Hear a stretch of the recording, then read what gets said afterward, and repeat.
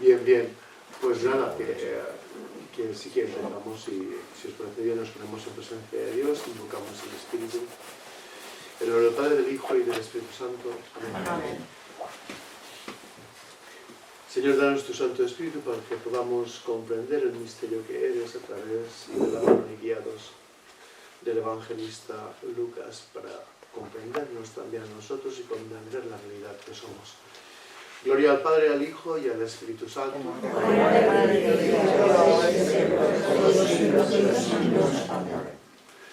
De Mateo. Ahí estamos. Claro, es que tengo los tres ahí metidos. Entonces, Mateo.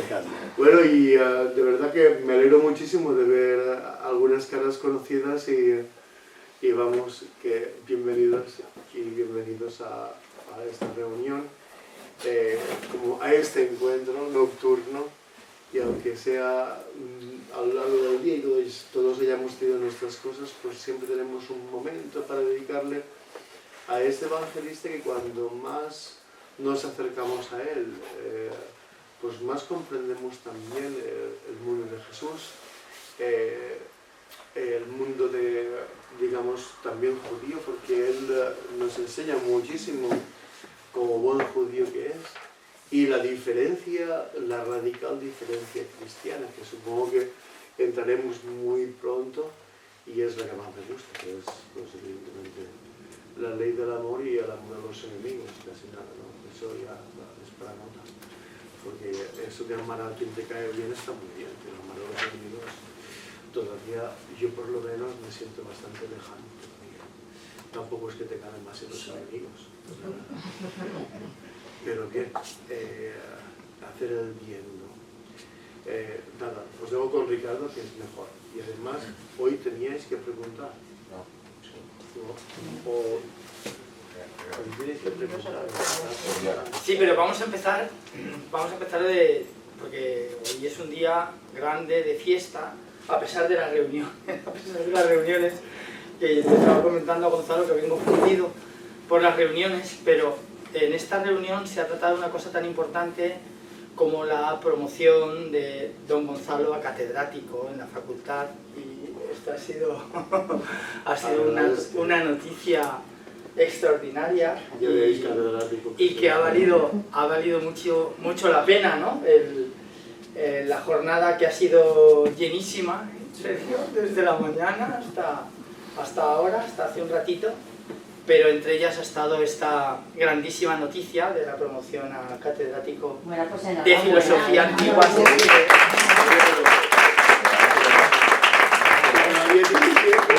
Que sí, la Junta tiene que votar. Pues la Junta ya ha votado, no, la Junta ya ha votado, que sí.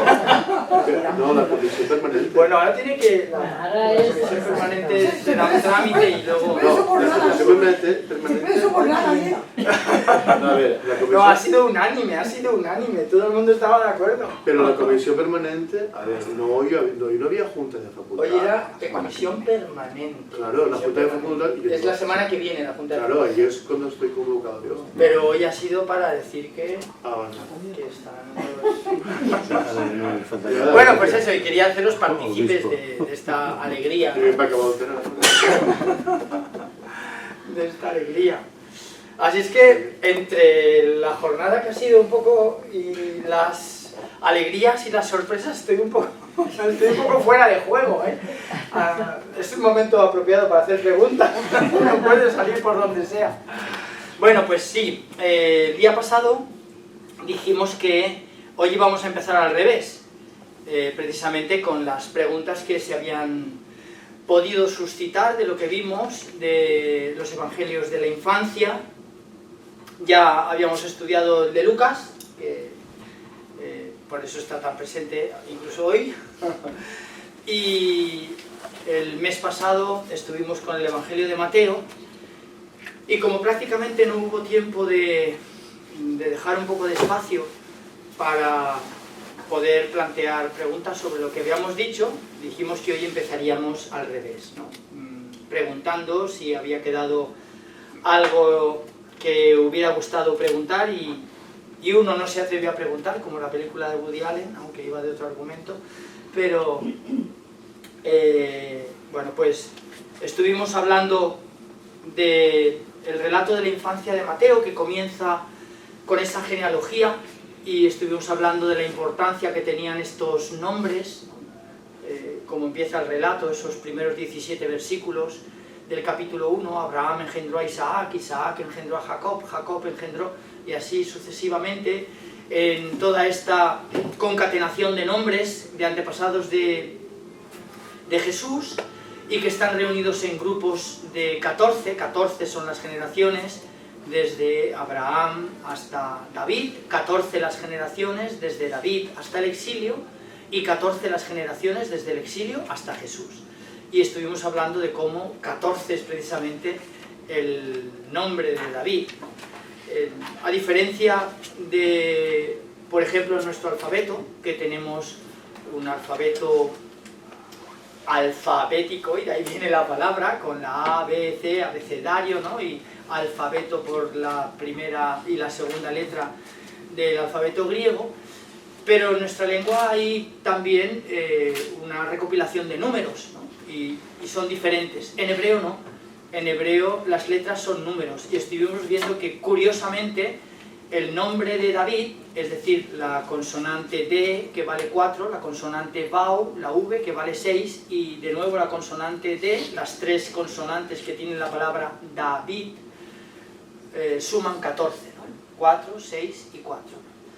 De modo que se trata de un texto muy importante, en el que también vimos las 5 mujeres que aparecían en un texto como este, en el que no se solía hablar de mujeres, porque lo importante, como habéis visto por cómo comienza, Abraham engendró a Isaac, como si fueran los únicos, ¿no?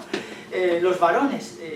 Pero así funcionaba aquella cultura israelita, y sin embargo nos sorprende este relato de Mateo porque nos habla de 5 mujeres, Rahab y Tamar, que aparecen en el libro de el Génesis, y aparece también en el libro de Josué y de los jueces.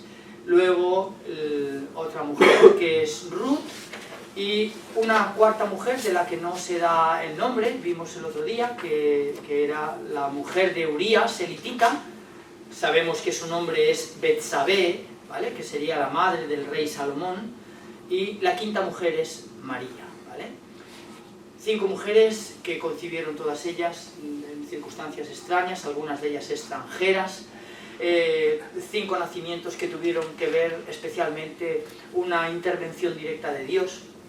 Y después estuvimos hablando del relato de la Anunciación. Pero claro, el relato de la Anunciación, que casi siempre en nuestras cabezas piensan, es el ángel Gabriel que se aparece a la Virgen María y le dice que va a ser madre de un niño. Y así es en el relato de San Lucas. Pero San Mateo no lo cuenta de este modo, como vimos el día pasado. El modo en que lo cuenta San Mateo es que cuenta la circunstancia extraña de, primero, una obligación legal. Aquella pareja, el carpintero de Nazaret y aquella joven virgen también de Nazaret, están desposados, que según las leyes matrimoniales judías, pues ya habían firmado un compromiso matrimonial, pero no podían vivir bajo el mismo techo. Si no podían vivir bajo el mismo techo, no podían nada, ¿no? Y en esas circunstancias es en las que nos cuenta Mateo que tuvo lugar esta aparición. Aquí lo cuenta en un sueño, porque claro, José se debate de repente con un dilema, decíamos el mes pasado, un dilema que podríamos decir legal, ético-moral y también legal, ¿no? Él era un judío piadoso, un judío cumplidor de la ley, que quería cumplir la ley, y la ley les imponía a los dos pureza, castidad y desde luego no poder permitirse ningún accidente, ¿no? Y de repente se encuentra con que aquella virgen que está, virgen, subrayo, que está desposada con él y con la que él todavía no convivía, está esperando un niño, ¿no? Y por eso dice el relato lo que dice. Y José, como era bueno y no quería denunciarla, ¿Por qué no quería denunciarla? Pues porque hubiera sido la obligación de un judío cumplidor de la ley. Es decir, esta chica que está desposada conmigo y que no vivimos juntos está esperando un niño y yo no soy su padre. De modo que un dilema muy fuerte desde un punto de vista legal, desde un punto de vista moral para un judío que quería cumplir la ley. Y en este contexto aparece esta anunciación en la que el carpintero cae sumido en un sueño y en ese sueño escucha la voz de un ángel que le dice que no tema en tomar consigo a María, la mujer que ha sido desposada con él, porque el fruto de su seno es obra del Espíritu Santo. De modo que las circunstancias, y lo poníamos de relieve el mes pasado, son, a pesar de contarlo en relatos con formas distintas, con protagonistas distintos, porque en Lucas la protagonista es María, y el coprotagonista el ángel Gabriel, que le hace este anuncio de parte de Dios, un anuncio imposible, al menos en una cabeza que quisiera comprender qué es lo que ha pasado. Imposible, ¿por qué? Pues porque aquella mujer era virgen, y de hecho ella misma se sorprende, y es lo primero que le dice el ángel: ¿Cómo va a ser esto si yo no he estado jamás con ningún hombre? ¿Cómo puedo yo ser madre, no? Y a José el carpintero le sucede esto mismo también, contado desde otra perspectiva, pero ambos evangelistas subrayan una misma cuestión importante para la ley de Israel. La ley de Israel que prevé estos desposorios, este contrato matrimonial en el que se comprometen a que transcurra este año sin vivir bajo el mismo techo, para después contraer este matrimonio. Y en esas circunstancias aparece este primer relato del que estuvimos hablando también el evangelista Mateo, hila unos textos con otros a base de una especie de estribillo que se repite sin cesar, ¿no? Como el estribillo de las canciones, pues lo mismo. Aquí hay un estribillo en el Evangelio de Mateo que dice: así sucedió para que se cumpliera lo que dijo el Señor por boca del profeta. Y cada vez el profeta es diferente, ¿vale? Este primero es Isaías, y entonces dice a continuación: la Virgen concebirá y dará a luz un niño, y le pone por nombre Emmanuel. Esto lo había dicho Isaías en el capítulo 7 de su libro, en el capítulo 7, versículo 14, del rollo de Isaías de Qumran. En el capítulo 7, versículo 14, dice estas palabras, que aquí en el Evangelio de Mateo se añade una apostilla que significa Dios con nosotros, ¿no? Claro, esto pues podríamos decir que era algo superfluo, porque si se dirigía a gente judía, con raíces judías, que hablaban hebreo, y eso es lo que significa ese nombre, Immanuel, ¿no? Con nosotros, Immanuel, Dios con nosotros, ¿no? Y es lo que nos encontramos ahí de novedoso. Después estuvimos hablando del siguiente relato que viene a continuación, y subrayábamos también esa otra cuestión de que todo lo que cuenta Mateo no lo cuenta Lucas, y todo lo que cuenta Lucas no lo cuenta Mateo. Y sin embargo, ni uno ni otro incurren en contradicciones de contar algo que, si es verdad lo que dice Mateo, es imposible que sea cierto lo que dice Lucas. Si es verdad lo que dice Lucas, es imposible que sea cierto lo que dice Mateo, ¿no? Sin embargo, vuelvo a decir, ni un solo acontecimiento es el mismo, ni los protagonistas son los mismos, ni los lugares, exceptuando Belén, que aquí también coinciden. Y también subrayábamos la importancia de esta coincidencia que el resto del Nuevo Testamento desconoce, porque el resto del Nuevo Testamento, cuando se refiere a Jesús, se refiere a él como Jesús de Nazaret. En ningún lugar encontramos Jesús de Belén. Y sin embargo, pues tanto en el relato de la infancia de Mateo como en el relato de la infancia de Lucas, coinciden en afirmar algo que el resto del Nuevo Testamento, si no ignora, por lo menos no habla de él, ¿no? En ningún texto, ni en ninguna carta, ni en ninguno de los evangelios, en el resto de las partes del evangelio, se vuelve a hablar de Belén. De modo que esa circunstancia también interesante. ¿Cuál es la otra gran coincidencia? La otra gran coincidencia es la que he subrayado al principio. Los dos cuentan estos desposorios, este momento de ser prometidos, ¿no? María es la prometida de José, el carpintero, y José es el prometido de María. En ese momento, digo, previo, que estaba previsto en los matrimonios judíos y que podían poner incluso en peligro la vida. Yo me imagino, sobre todo para ellas. Y yo me imagino que esto es lo que pasó por la cabeza de María de Nazaret cuando aquel ángel Gabriel le dijo que iba a ser madre.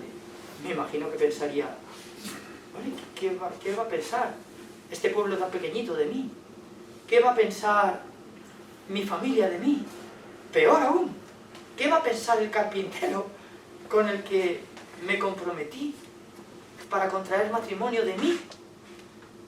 Él y yo sabemos que este hijo no es suyo. De modo que se trata de una situación desde este punto de vista, podríamos decir, no sé, antropológico, legal, moral, ético, para alguien que quiere cumplir la ley y para el evangelista que cuenta esta situación, pero claro, lo hace de tal manera que quien no conozca la ley de Israel, se le escapan estos detalles, como el que he dicho antes. Versículo 19 del capítulo 1. José, su esposo, como era justo y no quería difamarla, decidió repudiarla en privado. ¿Y a qué obedece esta decisión de José? Pues a la que hemos estado hablando.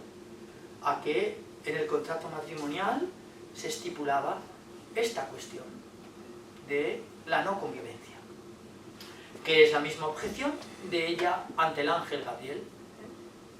¿Cómo sucederá esto si no, dice el texto, si no conozco varón? ¿No? Claro, no estamos hablando de yo no conozco el griego, no conozco el hebreo, no, estamos hablando de un término que se utiliza en la escritura para hablar de un conocimiento profundo, ¿no? De modo que a continuación se cuenta la visita de los magos, de la que Lucas no habla, ¿no? Y estuvimos hablando que, sin embargo, coinciden también en contar algo que, aunque son dos relatos distintos, se parecen en la intención. ¿Y por qué en la intención?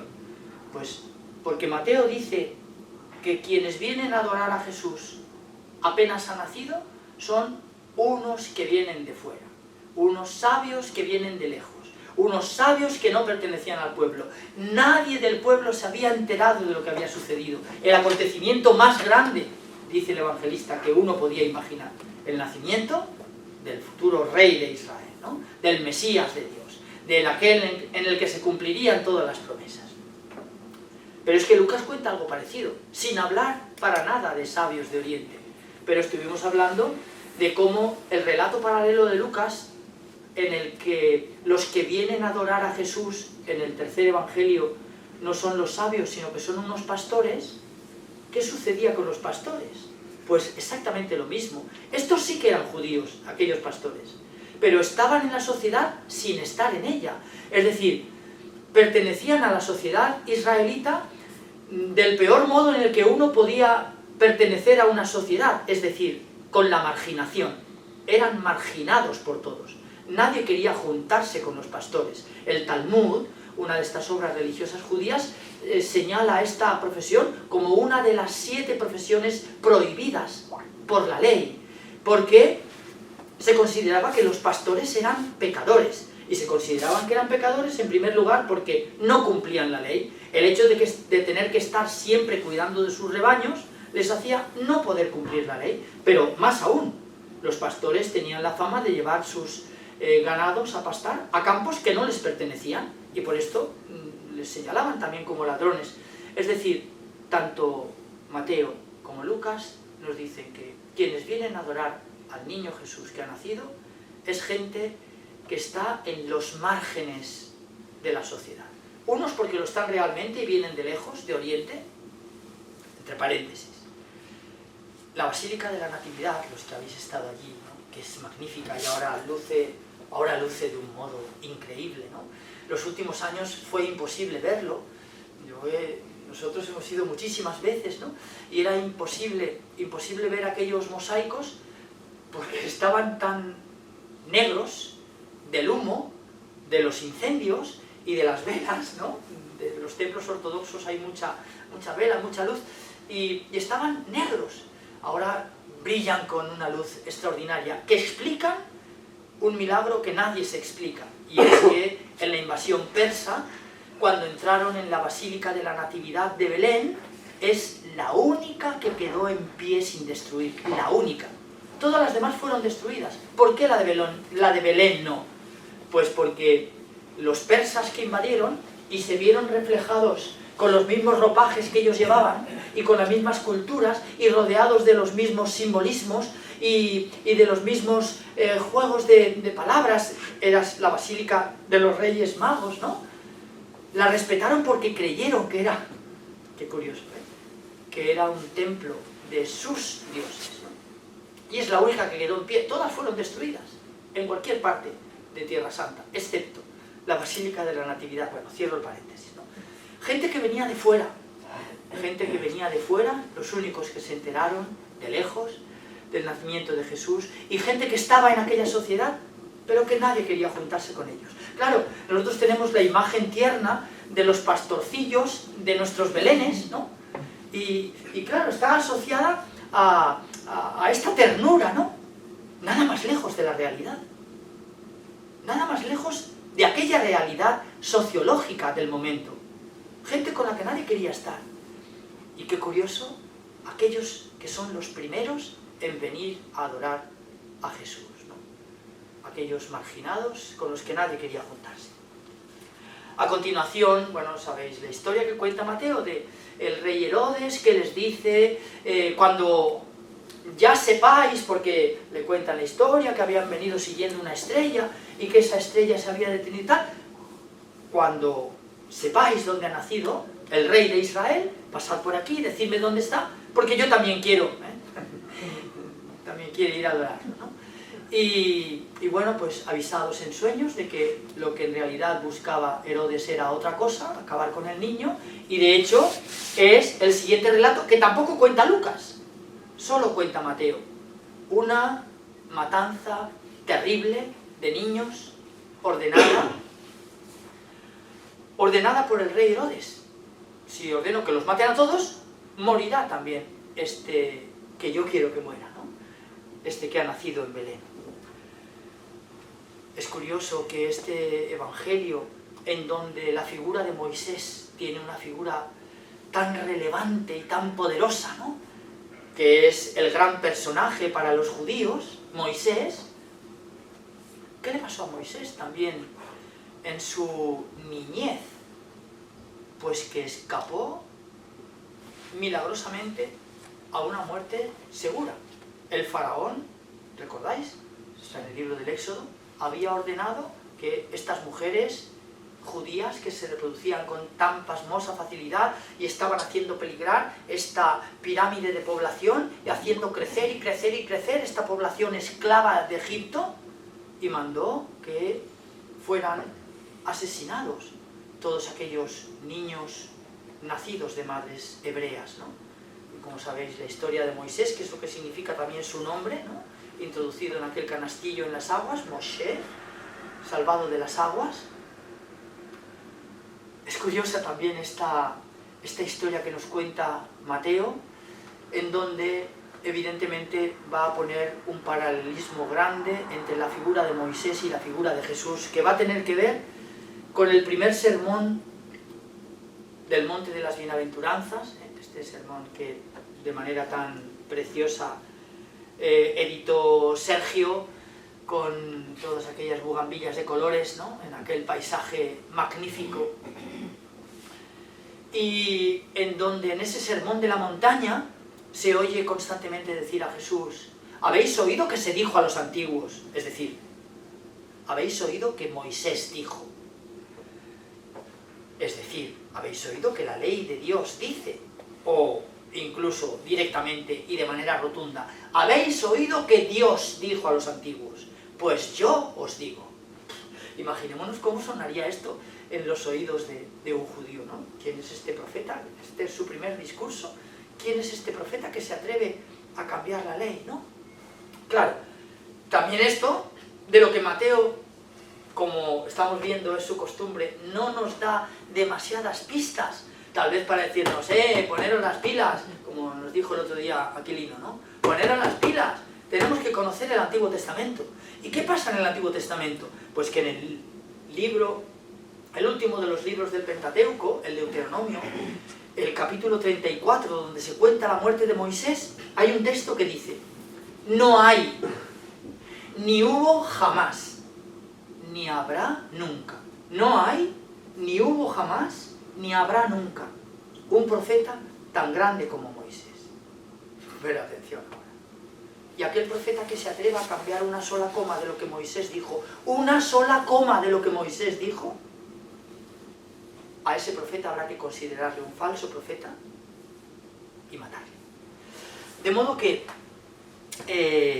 claro, nosotros estamos acostumbrados a estas palabras, ¿no? Y a interpretarlas sola y exclusivamente desde el punto de vista cristiano, ¿no? Habéis oído que se dijo a los antiguos: no matarás. Pues yo os digo, aquel que llama imbécil a su hermano ya ha cometido suicidio, ¿no? Habéis oído que se dijo a los antiguos: no cometerás adulterio. Pues yo os digo, si uno mira a una mujer, es decir, está repasando la ley de Moisés y todos aquellos preceptos que Moisés había mandado, y todos ellos vienen seguidos de esta coletilla: ¿habéis oído que Moisés dijo? Deuteronomio 34. Ningún profeta puede atreverse a cambiar nada de lo que Moisés dijo. Y Jesús dice: pues yo os digo, ¿no? De modo que, muy importante, todo ese argumento, toda esa cuestión, y la marcha de los magos por otro camino que ordena precisamente esa muerte. Después de esto está el regreso de la huida a Egipto. Bueno, hay muchas otras cosas, pero si no, voy a volver a dejaros sin tiempo para preguntar. Así es que vamos a hacer aquí una pausa, ¿vale? Esto es lo que vimos el día pasado sobre el Evangelio de la Infancia, que como habéis visto lo he puesto en relación con el de Lucas, para mostrar cómo, sin decir nada el uno de lo que dice el otro, y nada el otro de lo que dice el uno, sin embargo, coinciden en estas dos cuestiones tan principales. El niño es concebido en aquel momento de los desposorios, el niño es concebido por obra del Espíritu Santo, el niño es concebido por una madre virgen, el niño nace y es adorado por gente que está en los márgenes, y el niño nace en Belén de Judá, ¿no? Una noticia que nos resultaba, y por eso he puesto de relieve cómo el resto del Nuevo Testamento no dice absolutamente ni una sola palabra de la ciudad de Belén, ¿no? Que era una ciudad importante por ser la ciudad del rey David. Así es que ahora ya sí escucho las preguntas que queráis que abordemos antes de... Y hemos visto, con esto del otro día y con lo que tenemos previsto para hoy, dos de los momentos, digamos, únicos del Evangelio de Mateo. Porque el relato de la Pasión, que es el que tocaría hoy, es decir, el que comienza en el capítulo 26 y se prolonga durante todo el capítulo 27 y hasta el final del capítulo 28. 28 son los capítulos que tiene el relato de Mateo. Si recordáis, en las primeras sesiones estuvimos viendo todos estos textos que hacen único este Evangelio. Capítulos 5, 6 y 7, Sermón de la Montaña. Capítulo 10, Sermón de la Misión. Capítulo 13, Sermón de las Parábolas. Capítulos 16, 17 y 18, Sermón de la Iglesia. Y capítulos 23, 24 y 25, Sermón escatológico. Y a continuación, Evangelio de la Infancia, capítulo 1 y 2, y Relato de la Pasión, capítulos 26, 27 y 28. El resto, el capítulo 2 y 3. El 2 no, porque es de la Infancia. El capítulo 3 y 4. El capítulo 8 y 9. El capítulo 14 y 15. El capítulo 19, 20, 21 y 22 son capítulos en los que San Mateo se limita a volver a contar lo que ha contado San Marcos, ampliando, ¿vale? Pero los otros capítulos son únicos de la redacción de Mateo, ¿vale? De modo que... Preguntas.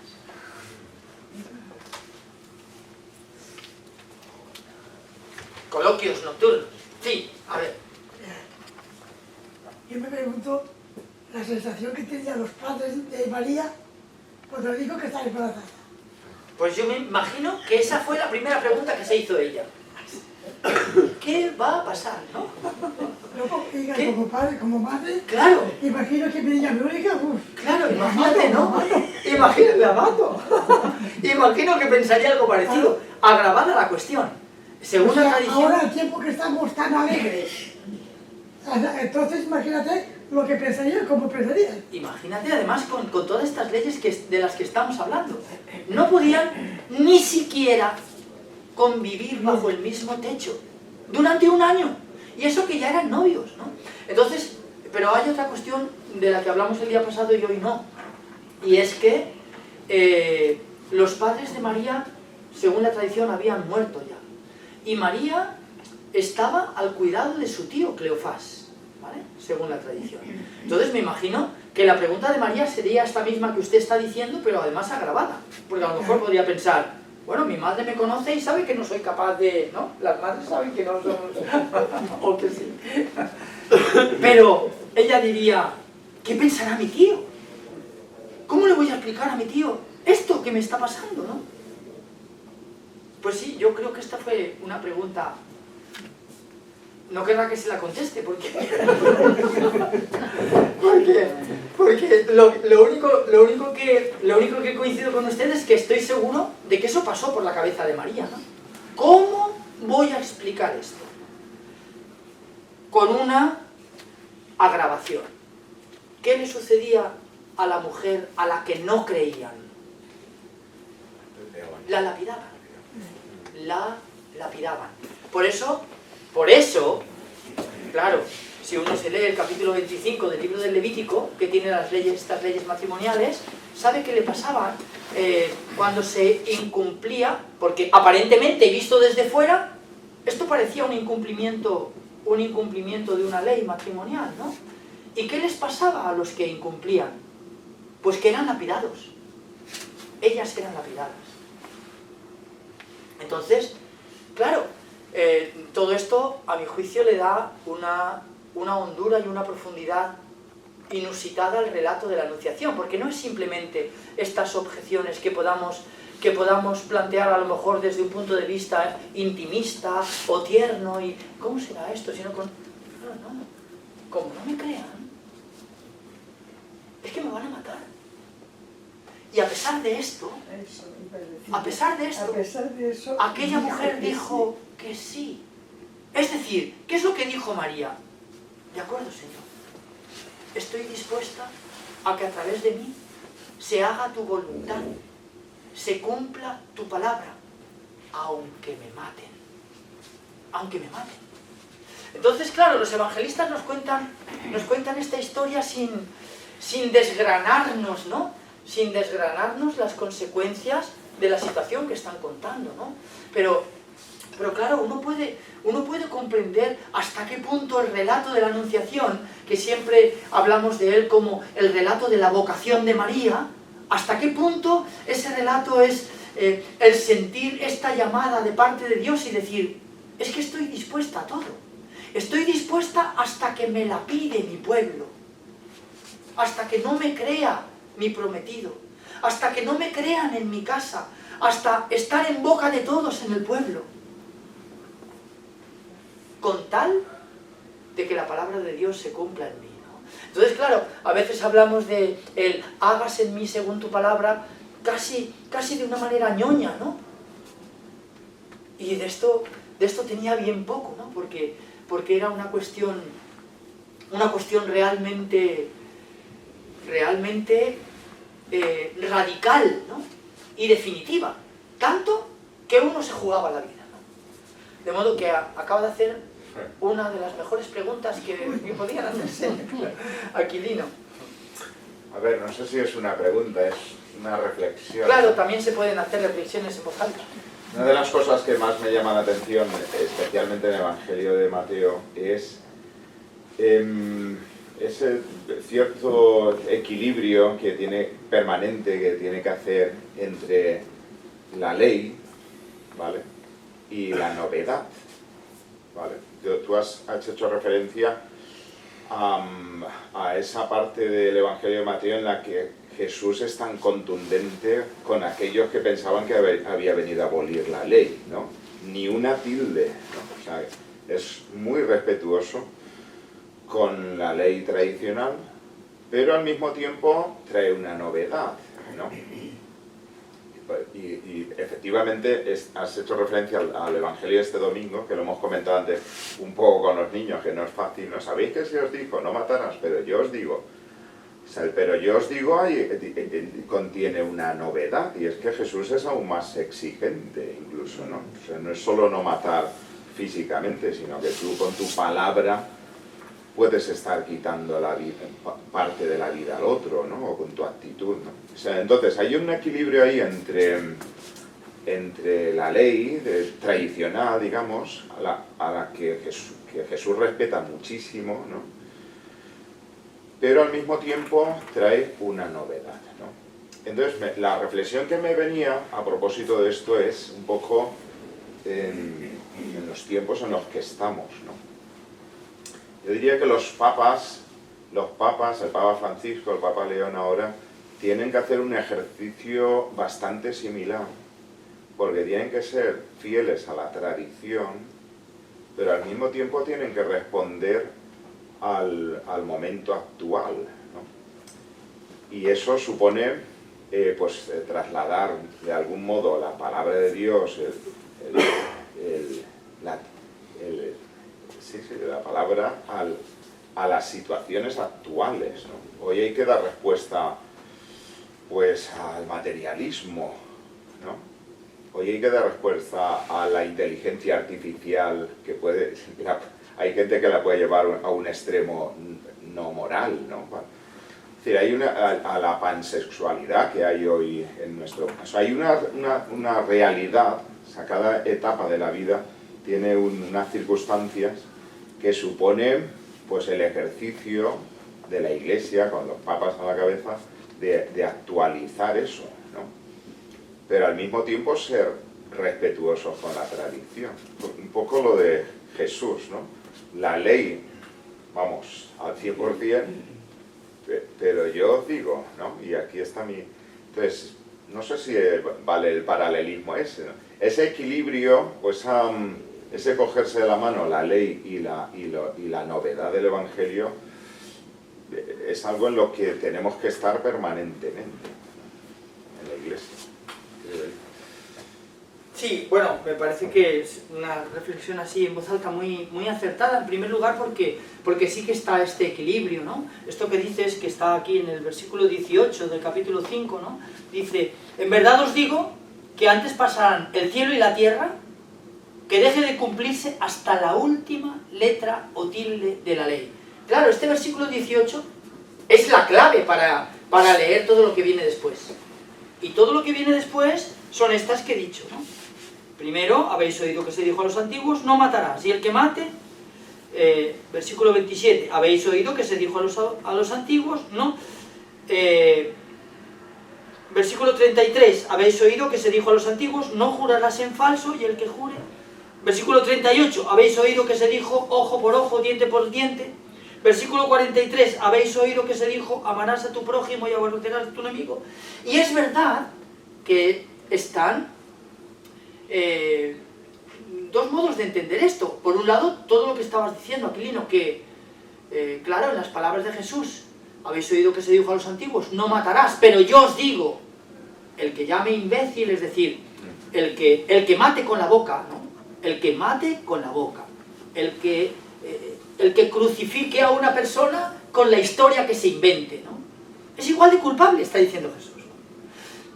Claro, la lectura profunda que hay desde esta interpretación jesuánica de la ley, ¿no? Es, atención, que hay muchos modos de matar, muchos más de los que uno se imagina. Y peor aún, porque uno puede creerse que está a salvo, pues porque no le corta la cabeza a nadie ni le clava un puñal, pero no piensa que a lo mejor inventarse una historia es igual de definitivo, terrible y fulminante para cargarte a alguien, ¿no? ¿Qué es lo que dice Jesús, ¿no? Pero claro, está la otra lectura, la del judío piadoso, estricto lector de la radicalidad de la ley, que dice, no, pero es que esto lo dijo Moisés. Es que nadie puede cambiar ni un ápice de lo que dijo Moisés. Entonces, está la otra lectura. Por eso yo hablé, por ejemplo, este libro precioso que escribe un rabino y que titula de esa manera, Un rabino dialoga con Jesús, ¿no? De Jacob Neusner, a quien Joseph Ratzinger, nos sonará, ¿no? Pues titula y dedica su libro Jesús de Nazaret a este rabino. Y este rabino dedica este libro, Un rabino dialoga con Jesús, a Joseph Ratzinger, ¿no? Y este rabino, Jacob Neusner, dice que si él hubiera estado allí, en aquel momento en el que Jesús empezó a proclamar esta ley diciendo, habéis oído que se dijo a los antiguos, dice, y hasta aquí todo normal. Dice, pero cuando yo hubiera escuchado, pues yo os digo, dice, en ese momento me habría levantado y me habría marchado. ¿Vale? Quiero decir que esto también es muy importante para comprender cómo las palabras, algunas de las palabras que Jesús pronunció, provocaron un conflicto no únicamente social y civil y también político, sino además religioso, que fue el que finalmente pues hizo que acabaran juzgándole y entregándole en manos de los romanos para que fuera ejecutado, ¿no? Entonces este equilibrio del pero yo os digo y al mismo tiempo el equilibrio con la ley, ¿no? Pasarán antes el cielo y la tierra que deje de cumplirse la última letra o tilde de la ley. Porque ¿qué quería estar diciendo Jesús con esto?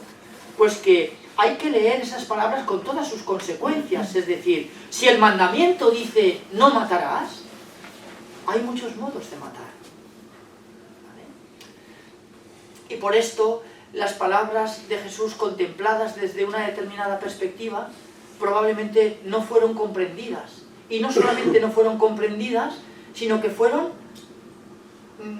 que provocaron ese conflicto, ¿no? Si cuando vayas a presentar tu ofrenda ante el altar te das cuenta de que estás enemistado con tu hermano, vete a tu casa, reconcíliate con tu hermano, y cuando te hayas reconciliado con tu hermano, tu ofrenda será agradable a los ojos de Dios. Pero no, es que hoy es domingo, hoy toca ir a misa. Sí, pero es que no te hablas con tu padre. Entonces, quiero decir que todo esto provocó. ¿Y cómo termina todo esto? Pues, claro, algo que también nos pasa desapercibido, pero que lo pone como apostilla final el evangelista. Porque aquí hay alguien que es más que Moisés. ¿Y cómo había acabado el epitafio de la tumba de Moisés en el capítulo 34? No hay, ni hubo nunca, ni habrá jamás un profeta mayor que Moisés. Aquel profeta que se atreva a cambiar la más mínima coma de lo que Moisés dijo, ese profeta será reo de muerte. Y Mateo termina diciendo, aquí hay alguien que es más que Moisés. Bueno, de modo que sí, y coincido con todo lo que has dicho, Aquilino, que llama la atención por un lado este respeto de Jesús ante la ley judía, y por otro lado, estas palabras que me imagino que eran pues auténticas pedradas, ¿no? Auténticas pedradas, sobre todo para el bien pensante, para el santo, ¿no? Para decir, No, si es que yo cumplo la ley, pues toma, cumple la ley, ¿no?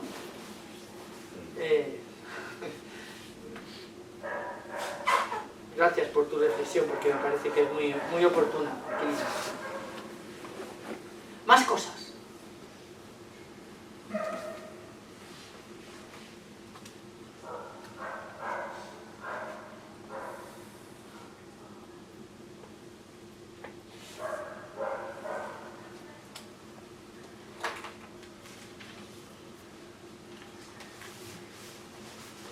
En los matrimonios se dice que hable ahora o que calle para siempre. Así es que calle para siempre ya las preguntas que quiero. Se decía. Oye, se decía.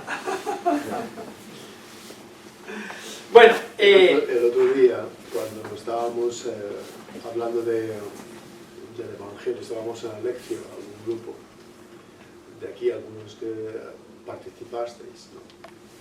Y bueno, la verdad es que ayudaron muchísimo después a poder realizar la homilía un poco del domingo y con muchas aportaciones, ¿no? Y es una palabra compartida y además para intentar vivir, ¿no?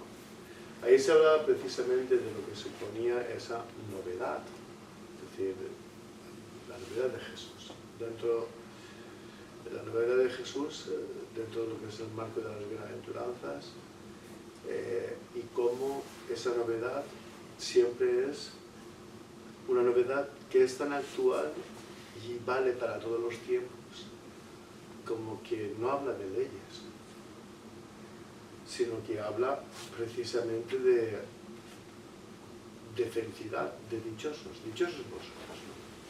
Qué cambio más grande, ¿no? ¿Qué cambio más grande? Del no. Dice, no matarás, no robarás, no tal, honra, es un imperativo. Aquí no, aquí es felices vosotros, dichosos los pobres de espíritu. Entonces, esa es la auténtica novedad del Evangelio, que es la persona de Jesucristo. Y cómo esto transportado a lo que somos, yo me planteaba siempre y siempre me planteo, ¿no? Claro, Jesús es novedad, pero es que Jesús es la plenitud. Para un rabino esto sería impensable, eso es claro. Pero para mí cristiano, Cristo Jesús es la plenitud. Y es plenitud de la ley de los profetas. Pero es que es la plenitud de aquello que somos. Y aquello que somos, ¿qué somos? Pues imperfectos. Si alguien quiere ser perfecto, entonces es igual como Dios. Y yo no quiero ser perfecto. Yo quiero ser pleno en mi imperfección. O llevar mi imperfección a una plenitud. Entonces, estaba imaginándome esto que estabais diciendo, estaba imaginándome una clase del profesor Vilar y del profesor Collado. Estábamos en clase, Sodor y también Collado. Collado dijo, ¿qué es la ley? Y fue Vilar o Collado, no recuerdo bien, pero uno de los dos. Y entonces dijo, ¿qué es la ley para un judío? Dice, vale, perderos en el desierto. Perderos en el desierto. ¿Dónde tenéis la dirección? ¿Dónde tenéis la guía? Pues bien, la ley es la guía, la dirección. Y por eso son como normas. Yo lo entendía así. Y es que sirve también. Cuando normalmente hablamos imperativamente, lleno de normas, pues damos directrices, tal, pero que las directrices no llevan a ninguna parte. Hablan de nuestra imperfección, de lo humanamente imperfectos que somos. Pero no estamos viviendo nuestra imperfección, siguiendo la ley, y por eso no se quita, vale toda la ley, pero hay que llevarla a una plenitud dentro de la novedad que es Cristo, ¿no? Y dentro de esa novedad que es Cristo y esa plenitud es ser verdaderamente dichosos y felices. ¿Y cómo? Traspasando esa ley, traspasando nuestra imperfección desde Cristo y viviendo, haciendo experiencia, es decir, llevando a la práctica no, sino ser luz, ser sal, ¿vale? Como decíamos. Es decir, ser esa plenitud. Por eso entiendo desde ahí que no me diga, mira, no puedes no matar, no puedes no odiar, no, es que tienes que perdonar. Es que tienes que amar. Y amar no solamente a quien te cae bien, sino amar a tus enemigos.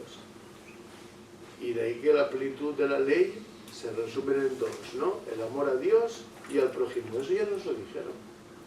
Eso ya lo sabíamos. Pero lo de Cristo es esa plenitud que es la entrega incondicional. Desde esa palabra incondicional entiendes muchas cosas. Porque, bueno, entiendes. O intentas comprender muchas cosas y ponerse en lo que estábamos diciendo, ¿no? De decir, no.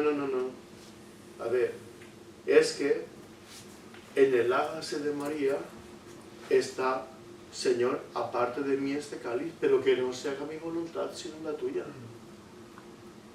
Y es ahí cuando empieza la salvación, es ahí cuando empieza esa plenitud a hacerse carne. Es cuando se nos dice el modo de ser nuestro, el modo de ser cristiano, que es ser hombres y mujeres plenos. Está diciéndonos, creo yo, no sé, no, es que vivir de esa manera, hacer experiencia de ello, es cuando tú arriesgas, cuando tú das, porque María en ese momento estaba dando su vida, estaba poniendo la vida, su vida, donde en bandeja aquellos que podían perfectamente, según la ley, apedrearla. Y decía, bueno, ¿y esto cómo? Y el mismo José, igual, es decir, pone su vida. Y siempre hay una ciudadanación, siempre es la novedad, implica amor e implica vida. Los santos inocentes, es decir, cuando nace Jesús, emulando la antigua ley, llevada a la perfección, llevada a plenitud, aparece Jesús. El mismo nacimiento de Jesús provoca el nacimiento de Moisés. Él ya es salvado es salvado por el decreto que fue anterior a su nacimiento. Aquí es por Jesús. Es decir, la novedad siempre implica eso, una plenitud, pero siempre en un momento, digamos, actual, no una moda, porque no es una moda. No, es que se trata, dentro de las dificultades, dentro de los bienes, dentro de la vida que podamos llevar siempre, en toda historia, de lo que se trata es de ser hombres y mujeres plenos, plenamente humanos. Y a veces Cristo Jesús, cuando es plenamente humano, decimos es demasiado humano. Y cuando es demasiado humano es cuando muestra su mayor ternura y su mayor misericordia. Y no solamente Él, sino muestra la mayor ternura y misericordia del Padre. En una ciudad pequeñita, a unos excluidos, a gente humilde, a extranjeros, a paganos. No a los sacerdotes, no a estos que sabían de las Escrituras y que Herodes consulta, no al rey. No, a esos no. ¿A quién? A gente tirada, a gente excluida, a gente al margen, a los pobres. No me extraña que dijera, dichosos vosotros, y que el lenguaje fuera totalmente diferente. Y por eso la serie está ahí, permitidme que ya cierre la boca, ¿vale? Porque he hablado mucho. En la serie está Chosen, ¿no? Chosen, ¿no? ¿Cómo se llama? ¿No? ¿Vale? Cuando aparece, no aparece el sermón de la montaña, aparecen los preparativos al sermón de la montaña. Y cómo aquel va recogiendo, Mateo va recogiendo todo, ¿no? Ahí, ¿vale? Pero hay un detalle que a mí me encantó, que era, pero ¿cómo te vas a presentar así delante de toda la gente? Y dices, ostras, qué detalle más humano el que se supone aquellas mujeres que acompañaban a Jesús, María la Magdalena, bueno, que de la cual salió 7 demonios, ¿no? La otra María y tal, le ponen simplemente en la serie un manto azul. Es decir, un manto así, una toga azul. ¿Signo de qué? ¿De la divinidad o de su humanidad? ¿No os habéis fijado nunca en las pinturas griegas? Cuando hemos ido a la basílica griega, el Pantocrator, Cristo revestido ¿con qué? Con un manto azul. La Virgen con un manto azul. Siempre en la Trinidad, en la encina del hambre, ¿no? Esos 3 ángeles que se parecen a Abraham, ¿vale? Mantos azules. 3 personajes, que no sabemos muy bien quiénes son, dicen 3 ángeles. Después la tradición cristiana dice que es la Santísima Trinidad. ¿Quién va a visitar nada más y nada menos que Abraham? ¿No? ¿Vale? Y si cuando le cambian el nombre. Manto azul. La serie está recogiendo ahí.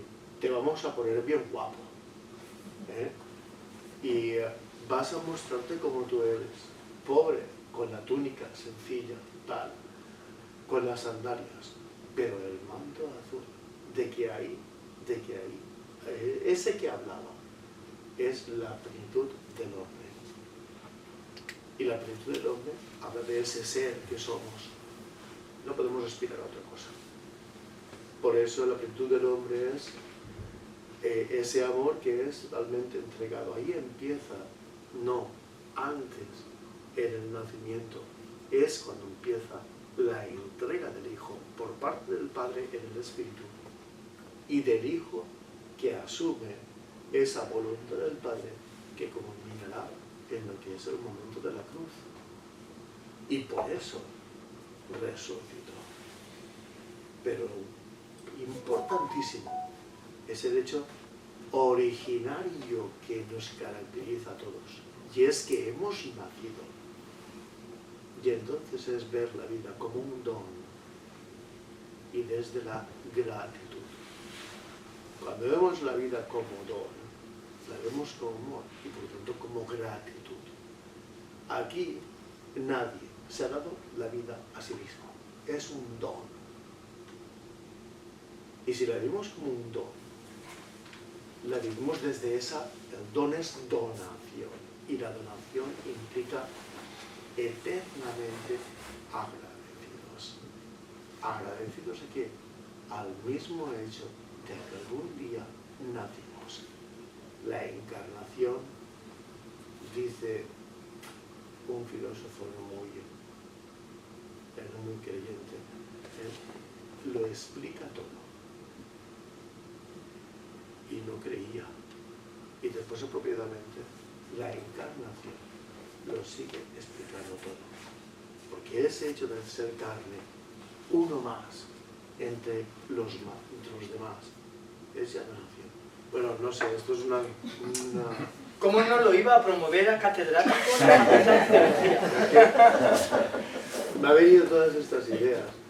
También os digo que sigo leyendo a San Juan Crisóstomo, que este fin de semana me ha venido muy bien. ¿Os acordáis que el otro día decía que estaba ojeando el volumen que se había encontrado? Sí, entonces estoy ya voy por la homilía 15, ¿no? Entonces, y justamente era esta apostilla que hace a las bienaventuranzas, dice otras cosas, no he dicho esto, y justamente a ser sal y ser luz, y a los peligros de desvirtuarse, cuando uno no es lo que es.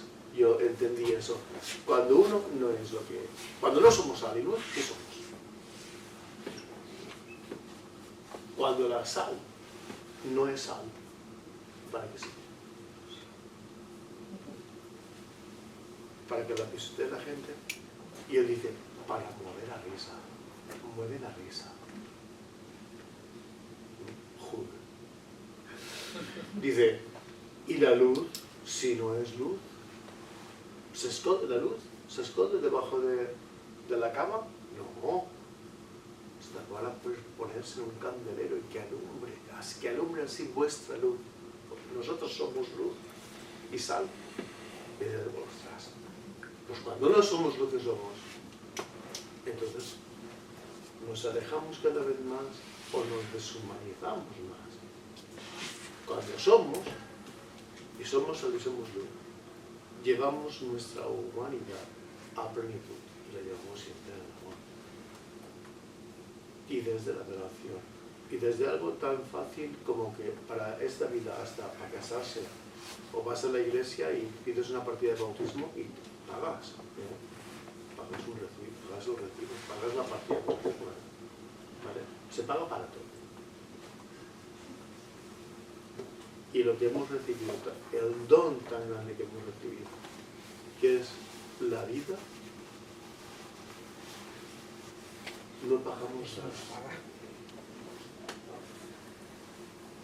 O sí que pagamos, que es cuando empezamos a vivir y lloramos. Cuando empezamos a vivir, ¿cómo lo hacemos? Llorando. Y no será el llorar desde esa gratitud la mejor expresión de no huir de lo que somos, sino desde esa imperfección en el tiempo, desde esa imperfección en ni poderlo todo, ni saberlo todo,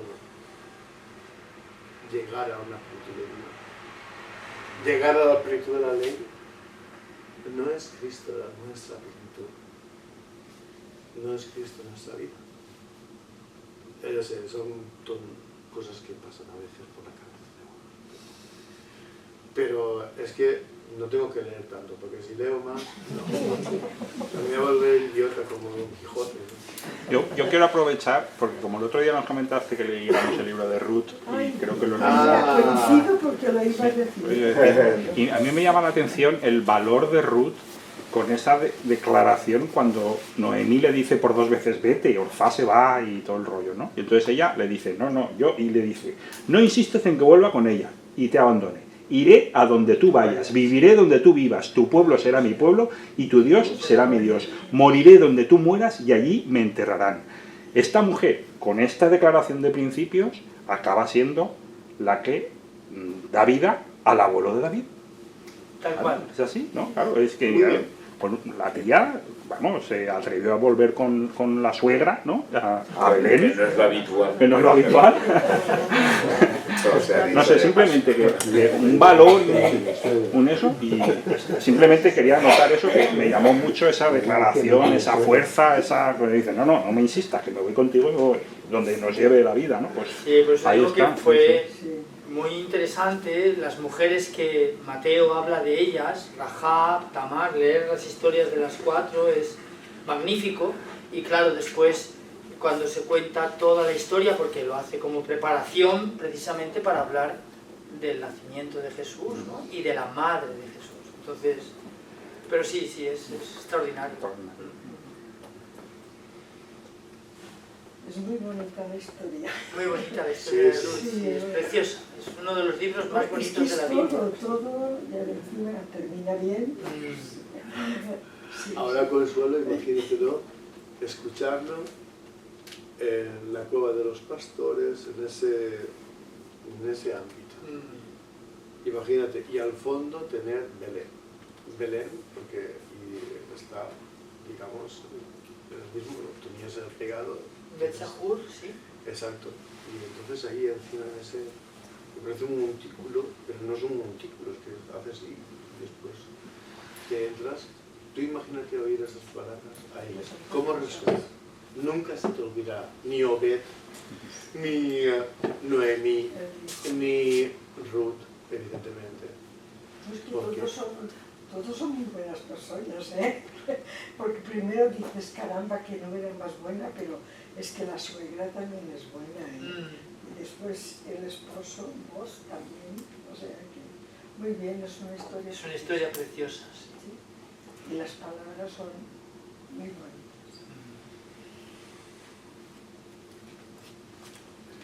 Sí. Muy bien.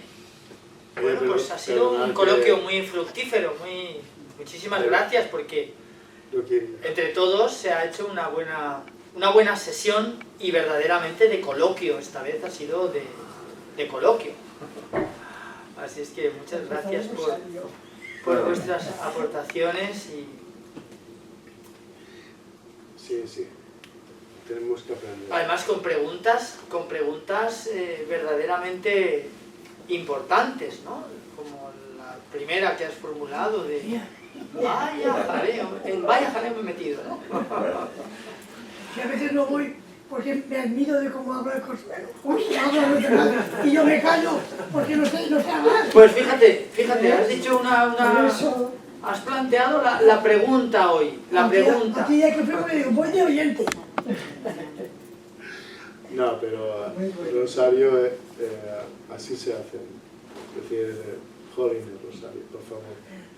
También, y vamos leyendo también los capítulos que vayamos para el próximo día.